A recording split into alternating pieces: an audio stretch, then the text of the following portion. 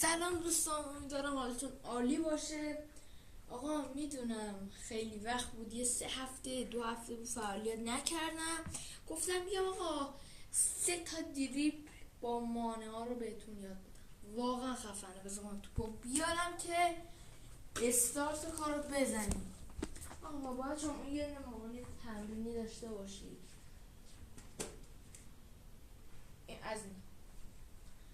از اینا باید داشته باشیم. یه دونش رو اینجا میذاریم، یه دونش هم اینجا با فاصله تقریبا 2 تا پا. اینجا 3 تا آقا من گذاشتم، 3 تا 4 تا. خب با 4 تا کارتون حله. ببینید الان شما میاین چیکار میکنید؟ اول بیام اینجا اجراش کنم. بیرون پا، داخل پا، بیرون پا. هرچی شد؟ این شد.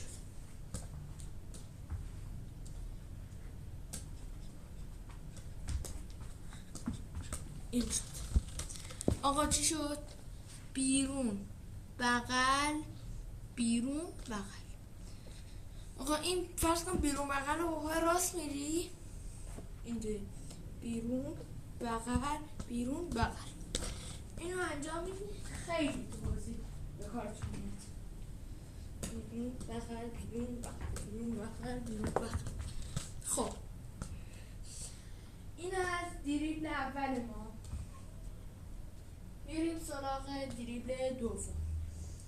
دریبل دوم دریبل یه پا دو پاست. دریبل یک پا دو پا.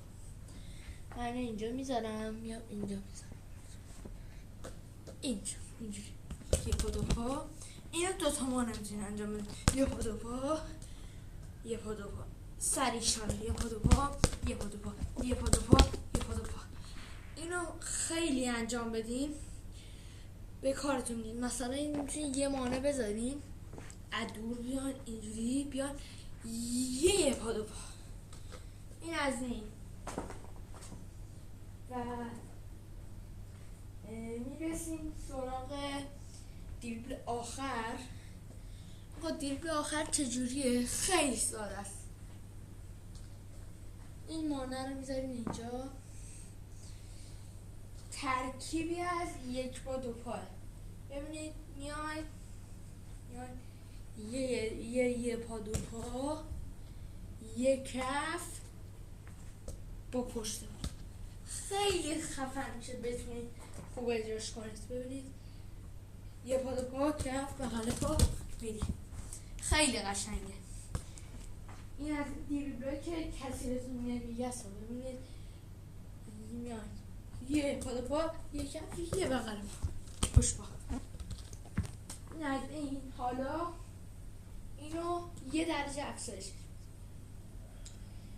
حالا یه پا دو پا، یه کف میزنم با بغل پا، دوباره میرم. نگاه کنید سریعش میرم، تو پا میذاریم، یه پا دو پا، کف، بغل پا، میرم باز یه پا دو پا. اینو قشنگ دقت کنید. اشتباه برین کل تمرین خراب میشه.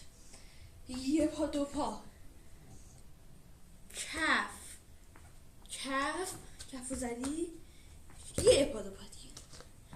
پس ترکیبش چی شد؟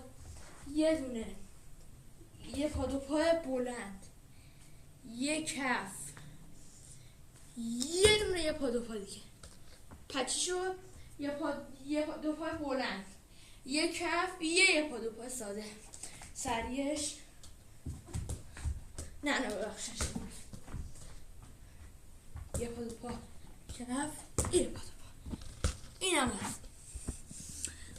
اگه از این دریبل بیشتر دوست دارین بهم بگید تو کامنت ها. یه لایک و ساب بزن. مثل اینجا ویدیو دیدی. تا ویدیو بعدی چاکس. فعلا.